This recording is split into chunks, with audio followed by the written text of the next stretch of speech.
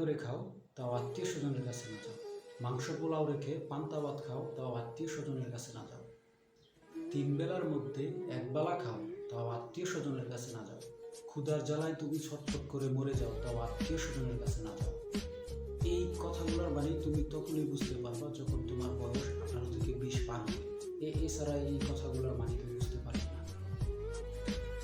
বন্ধু বান্ধব, আত্মীয় স্বজন, ভাই ব্রাদার, মামা খালু চাচা কাকা, যাবতীয় যা কিছু আছে, তুমি যাই বলো, তুমি গরিব, তুমি অসহায়, তোমার টাকা নাই, তোমার কিচ্ছু নাই, ওই সময় তুমি একটা বারের জন্য তুমি তাদের চোখের দিকে তাকাবে।